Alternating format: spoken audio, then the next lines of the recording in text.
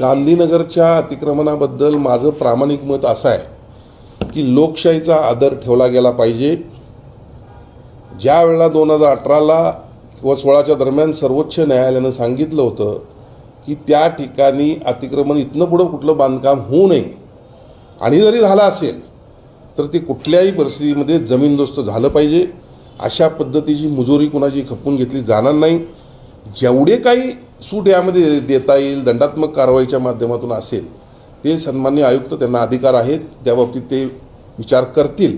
शेवटी लोक आपलीच असतात, पण लोकशाहीमध्ये चौथा स्तंभ म्हणून आपण न्यायालयाकडे पाहतो आणि त्याचा अवमान होईल असं कुठलं जर कृत्य होणार असेल तर हे बिलकुल खपवून घेतलं जाणार नाही.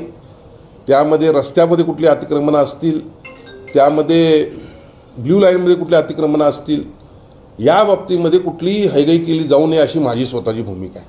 पण त्यांच्या स्वतःच्या जागेमध्ये अतिक्रमणं झाले असतील, न सांगता त्यांनी बांधकामं केली असतील तर त्यांचा घरफाळा असेल, दंडात्मक कारवाई असेल. मग ही प्रॉपर्टी देखील आपल्या देशाचीच असते किंवा आपली सामूहिक प्रॉपर्टी असती, तर त्याचं नुकसान न होता ती मग कशी नियमित करून देता येईल, या सगळ्या गोष्टी शासनाचे काही गाईडलाईन्स आहेत आणि सन्मान्य आयुक्त त्या बाबतीत सक्षम आहेत, त्या बाबतीत निर्णय घेतील.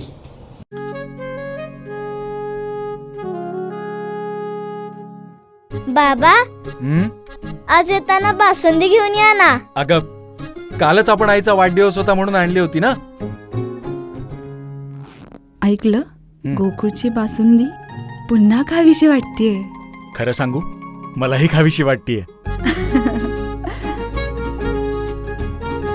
पुन्हा पुन्हा खावीशी वाटणारी गोकुळ बासुंदी.